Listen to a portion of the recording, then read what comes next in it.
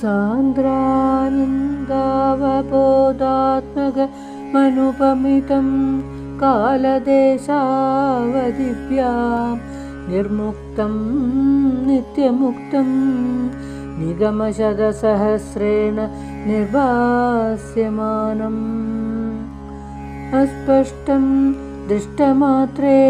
पुनरुरुपुरुषार्थात्मकं ब्रह्मतत्त्वं तत्तावद्बाधि साक्षात् उरुपवनपुरे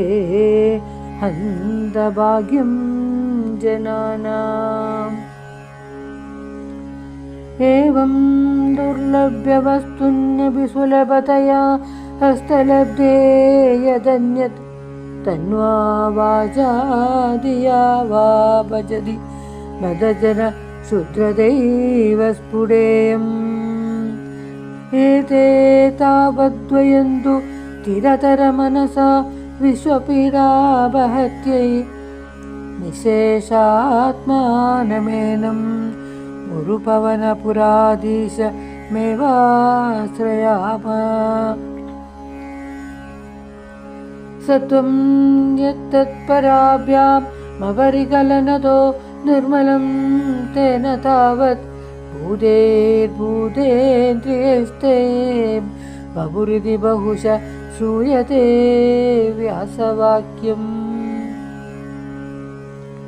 तस्सच्चत्वा यदच्चादित परसुखचिद्गर्भनिर्वासरूपं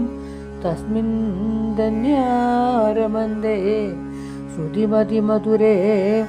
सुग्रहे विग्रहे ते निष्कम्बे नित्यपूर्णे निरवधि परमानन्दपीयूषरूपे निर्लीनानेकमुक्तावलि शुभगतमे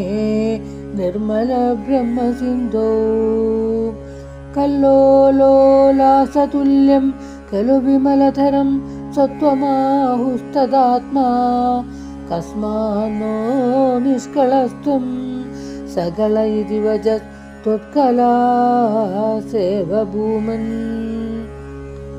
निर्व्यापारोऽपि निष्कारणमजाभजसे यत्क्रियामीक्षणाख्यां तेनैवोदेति लीना प्रकृतिरसदि कल्पापि कल्पादिकाले तस्य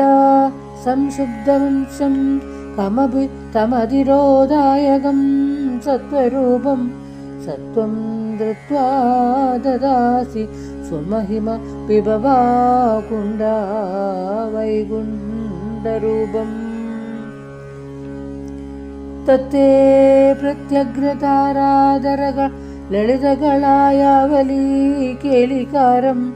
लावण्यैसैकसारं सुहृदिजनदृशां पूर्णपुण्यावतारम् लक्ष्मीनिशङ्कलीला निलयनमवृतस्यन्दसन्दोहमन्द सिञ्जत् सञ्जिन्दगानां बभुरनुगलये मारुदागारनाथा कष्टाते सृष्टिचेष्टा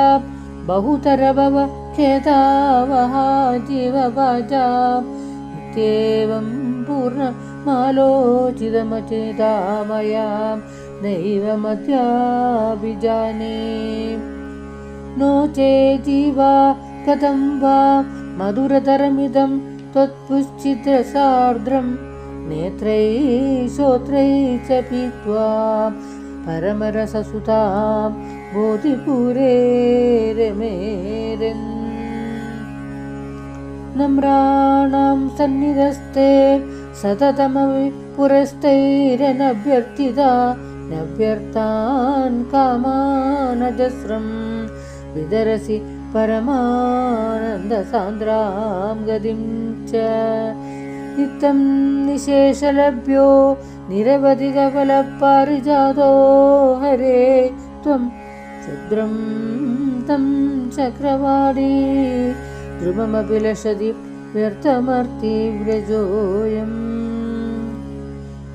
कारुण्यात् काममन्यं ददति खलु परे स्वात्मतस्त्वं विशेषा